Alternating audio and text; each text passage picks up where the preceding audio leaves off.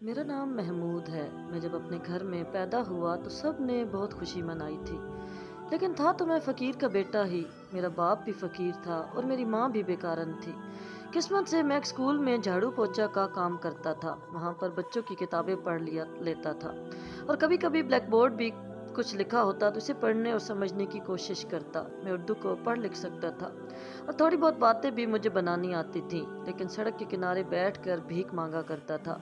पर किसको क्या पता था कि मेरी किस्मत कैसे बदलेगी। लेकिन हम जैसे लोगों की किस्मत नहीं बदलती। हम जैसे लोग तो ऐसी भीख मांगते मांगते एक दिन मर जाते हैं। एक दिन मेरे साथ एक फकीर बैठ गया और बोला कि आज की रात जो भी दुआ मांगोगे वो पूरी होगी। मैंने कहा कि आज की रात में क्या खास बात है। तो कहने लगा, आज पूरे चांद की रात है जो कि सालों के बाद आती है, और अगर तूने आज कुछ मांगा तो वो जरूर तुझे मिलेगा। मैंने इसे कहा कि जा जा, मेरे साथ इस तरह की बातें ना करें, जरूर तूने चढ़ा रखी है तो जिस तरह के ख्यालात आ रहे हैं। लेकिन जब वहां से चला गया तो मैंने आसमान की तरफ देखकर इतना ही कहा कि मैं गरीब इंसान हूँ, मेरे रब मैं तुझसे क्या मांग सकता हूँ, बस तू मुझे भी अमीर बना दे। ये कहकर मैं सो गया और अगला दिन इसी तरह गुजर गया। लेकिन रात को एक औरत अपनी गाड़ी मेरे पास रोकी और मुझको अजीब नजरों से देखने लगी। मैंने कहा कि क्या बात है बीबी जी, क्या फकीर पहली बार देखा है? तो बोली कि मेरा एक काम है, अगर तुम करो तो तुम्हें बहुत सारे पैसे मिलेंगे। मुझे लगा कि ये मुझसे अपने घर का काम करवाना चाहती है और बदले मुझे 1000-1500 देगी। हम फकीरों के लिए तो यही पैसे बहुत सारे थे।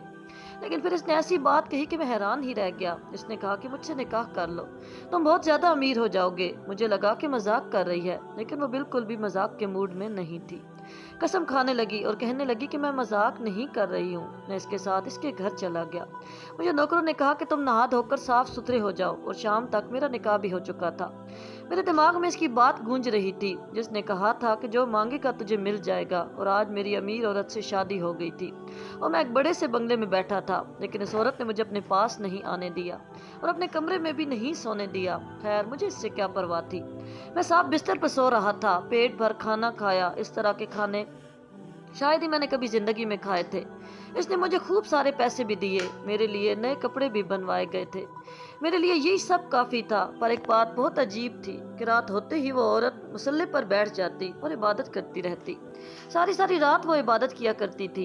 एक दिन उसने मुझे कहा कि मेरे दादा जान हमसे मिलने के लिए आ रहे हैं, तरीके से मिलना, इनसे बहुत इज्जत से पेश आना और इनको कहना कि तुम मेरे साथ कॉलेज में पढ़ते थे और हम दोनों ने मोहब्बत की शादी की है। मैंने कहा कि अगर तुम मुझे रोज इतने ही पैसे इसी तरह खाना दो तो मैं दिन रात झूठ बोल सकता हूँ। मुझे कोई परवाह नहीं थी, बल्कि इंसान तो रोटी के लिए जीता है। भूखे पेट वालों को और कुछ नहीं चाहिए होता, इनको बस खाने से ही मतलब होता है। इसने मुझे कहा कि तुमको अपना हुलिया थोड़ा बेहतर करना होगा, अच्छे से तैयार हो जाना। वो औरत मुझसे बड़ी उम्र की थी, इसको अभी तक शादी कर लेनी चाहिए थी, लेकिन इसने अभी तक शादी नहीं की थी।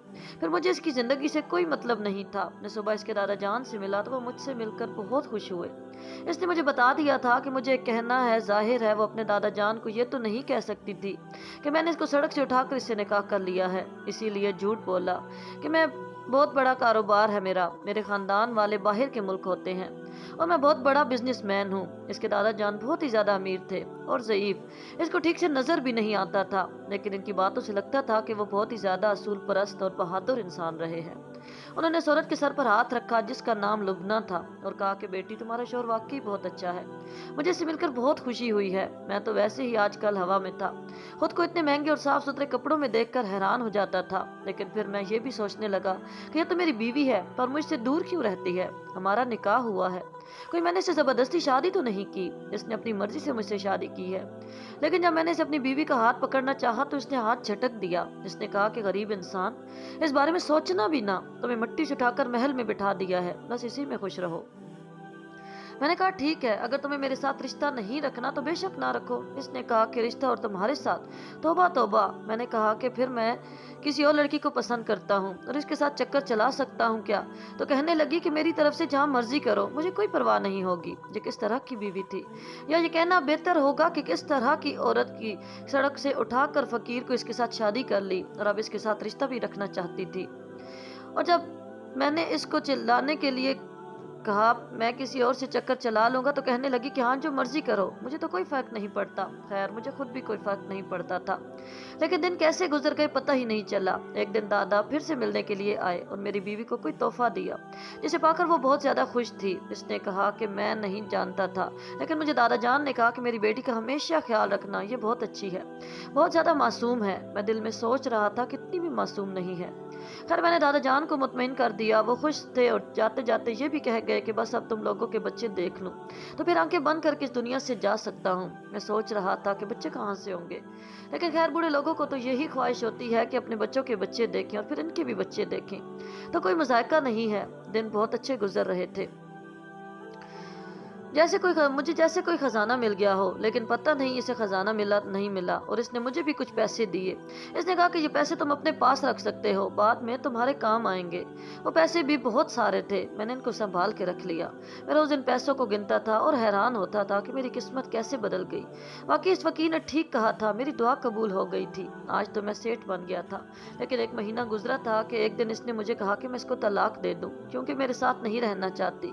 میں یہ سن کر حیران رہ گیا۔ میں نے کہا کہ تمہارے ساتھ ایسی کوئی حرکت بھی نہیں کی، تمہیں ہاتھ تک نہیں لگایا، پھر تم کیوں طلاق چاہتی ہو؟ اس نے کہا کہ کیونکہ میں تمہارے ساتھ نہیں رہنا چاہتی، یہ میری اپنی مرضی ہے۔ اس لیے میں نے کہا کہ میرا کیا ہوگا، کیا میں پھر سڑک پر بیٹھ جاؤں گا؟ تو اس نے کہا کہ نہیں، ایسا بالکل نہیں ہوگا، تو مجھے طلاق دے کر میری بہن سے نکاح کر لینا، وہ بھی میرے جتنی امیر ہے، اس کے ساتھ رہنا۔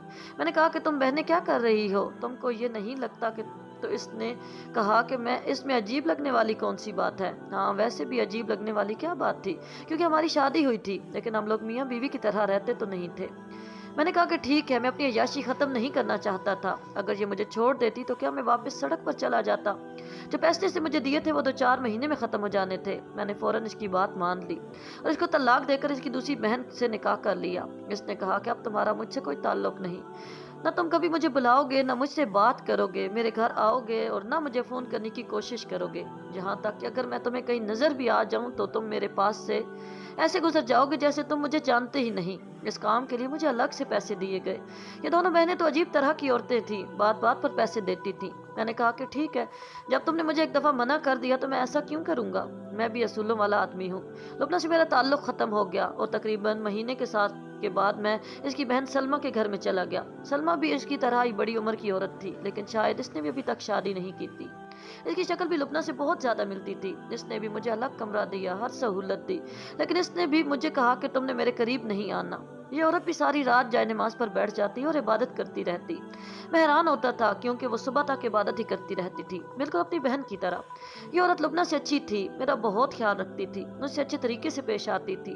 اس نے مجھے کہا کہ کچھ دن بعد دادا جان ملنے کے لیے آئیں گے، تم نے ان سے کہنا ہے کہ ہم لوگ ایک دوسرے کو پہلے سے جانتے ہیں اور تم مجھ سے بہت زیادہ محبت کرتے ہو۔ میں نے کہا کہ وہی والے دادا جان؟ تو کہنے لگی کہ ہاں وہی ہیں، لیکن تم نے ان سے نام بدل کر پیش آنا ہے، بلکہ اس دفعہ تو اس نے میرا حلیہ بھی بدل دیا تھا۔ دادا تو وہی تھے، لیکن میں بدلا بدلا لگ رہا تھا، زیادہ بات نہیں ہو پائی۔ ویڈیو کال پر اس نے میری بات کروائی اس سے اور وہ بہت زیادہ خوش ہو گئے کیونکہ یہ دوسرے شہر میں رہتی تھی۔ اس کے بعد میں اس کے ساتھ رہنے لگا، معاملات ویسے ہی جا رہے تھے، سب کچھ ٹھیک تھا۔ کبھی کبھی سوچتا تھا کہ یہ کیا ہو رہا ہے، لیکن پھر چیزیں مجھے کچھ اور سوچنے ہی نہیں دیتی تھی۔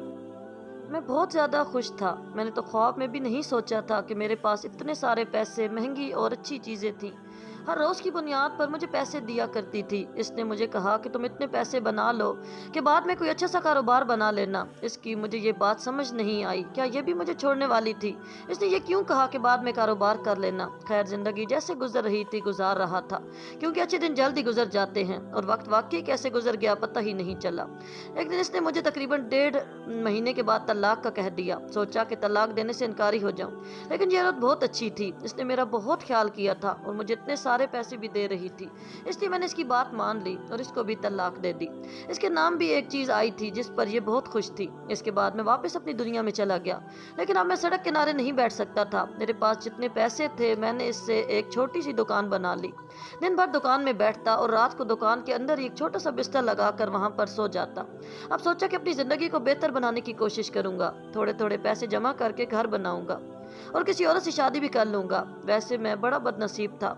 2 खूबसूरत और हसीन औरतें मेरी ज़िंदगी में आईं, लेकिन उन्होंने मुझे अपने शौहर का दर्जा नहीं दिया।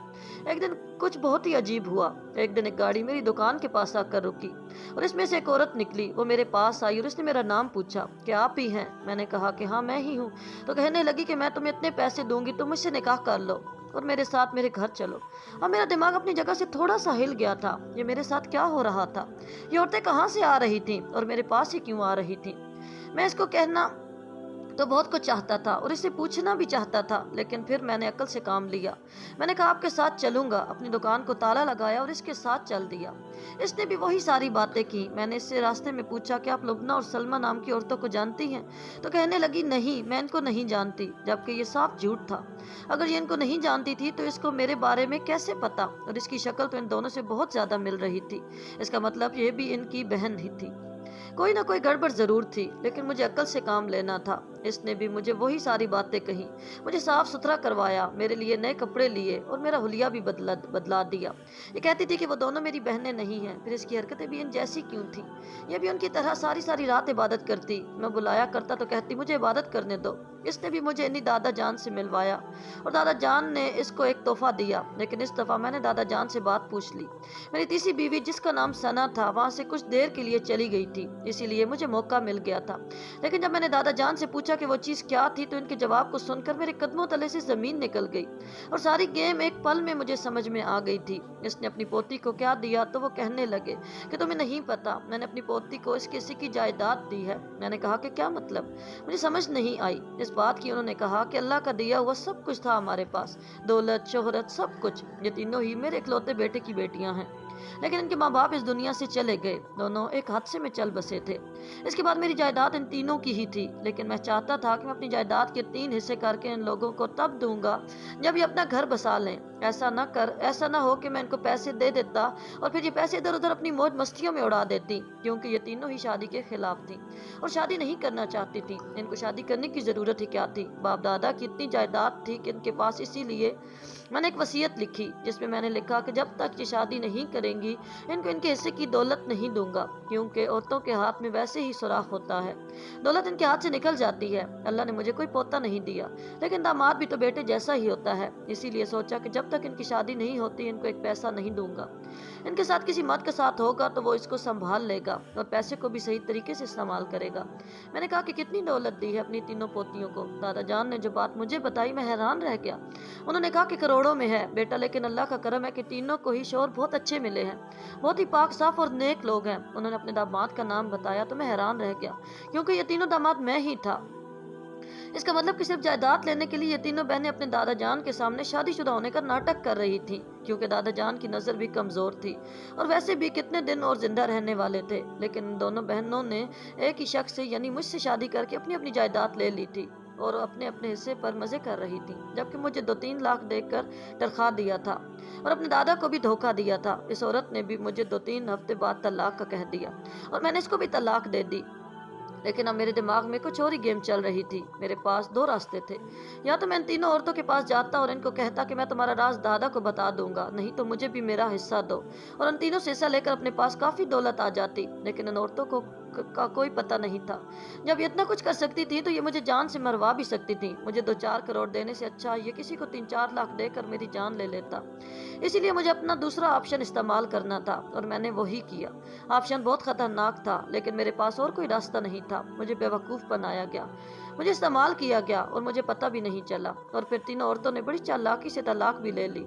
इनको क्या लगता था कि उन्होंने मिलकर मुझे बेवकूफ़ बनाया है। अब मेरे अंदर बदले की आग फिर भड़क उठी थी और मैं दादा जान के घर चला गया। दादा जान मुझे देखकर बहुत हैरान हुए। वो मुझे अपनी पहली पोती लुबना का शौहर समझे और इस बात पे हैरान थे कि तुम तो लुबना के साथ बाहर मुल्क चले गए थे। वो मुझे बहुत अफसोस भी हो कि कैसे कच्चे भले इंसान को, जो इतना समझदार था, करोड़ों की जायदाद बनाई इसने, लेकिन इन तीनों ने मिलकर इसे भी बेवकूफ़ बना लिया। इसीलिए मैंने इनको सारी बात बता दी। वो अपना सर पकड़ कर बैठ गए और बहुत ज़्यादा परेशान हो गए। मैंने कहा कि मुझे पता है आप सारी जायदाद इनको दे चुके हैं, और अब ये सब कुछ बताने का कोई फायदा भी नहीं, वो लोग गेम खेल चुकी हैं। दादाजी ने मुझे हैरान होकर देखा और कहा कि नहीं, गेम उन्होंने नहीं खेली, मैंने खेली है। और वो ये कि मेरी वसीयत में एक लाइन ये भी थी कि अगर उन्होंने अपने शोहर को छोड़ दिया या इसे किसी तरह की अलैदगी इख्तियार की तो इस तरह दौलत इसके शोहर को मिल जाएगी, और अगर ये इसको दौलत न दे और दौलत देने से इनकारी हो जाए तो फिर कोर्ट खुद इससे वो पैसे लेकर इसके शोहर को दे सकता है। क्योंकि मैं खुद भाई खानदान फैमिली वाला बंदा हूँ, फैमिली से ऊपर कुछ नहीं होता। और कौन चाहता है कि इनकी बेटियों का घर बर्बाद हो। आजकल तो शादियों की कामयाबी की शरह बहुत कम होती है। ये वसीयत मैंने इसीलिए लिखी थी कि मेरी पोतियां हमेशा घर आबाद करके रखें। इतना बड़ा धोखा दिया, आप कानून और रसूल के मुताबिक वो सारी की सारी दौलत तुम्हारी है। जब ये बात इन तीनों को पता चली तो इन पर हैरत का पहाड़ टूट पड़ा। वो तीनों मेरे कदमों में गिर गई, माफी मांगने लगी, अपने दादा से माफी मांगी। मैंने लोगों को माफ कर दिया। वो तीनों मेरे कदमों में गिर गईं, माफ़ी मांगने लगीं। अपने दादा से भी माफ़ी मांगी। मैंने इन लोगों को माफ़ कर दिया और कहा कि तुम लोगों ने मुझे धोखा दिया, मैं तो गैर था, पर अपने दादा को धोखा क्यों दिया जिसने तुम्हें बाप बन के पाला। दादा जान ने कहा कि मैं इन तीनों को कभी माफ़ नहीं करूँगा, इनकी शक्ल भी नहीं देखना चाहता हूँ। इनको दौलत चाहिए थी ना बस, अब ये सारी ज़िंदगी पैसों को खर्च करें। मैं इनको कभी भी माफ़ नहीं करूँगा। मैं दादा के साथ रहने लगा, आखिरी वक्त में इनके साथ ही था, इनके घर में रहता था और जाने से पहले वो अपना घर, अपने हिस्से की जायदाद मेरे नाम करके चले गए। मेरी जिंदगी में जो कुछ भी हुआ था बहुत अजीब था, लेकिन मैं ये कहता हूँ कि मैं कभी भी किसी को धोखा नहीं देना चाहिए, अपनों को तो बिल्कुल भी नहीं। दादा जान बहुत अच्छे इंसान थे। जब इस दुनिया से गए तो मुझे ऐसा लगा कि मेरा बाप इस दुनिया से चला गया है। आखिरी वक्त में मैंने इनकी बहुत खिदमत की और शायद इसीलिए मुझे ये सब कुछ मिल गया। और आज सड़क के किनारे बैठकर भीख मांगने वाला बेकारी महमूद गुलाम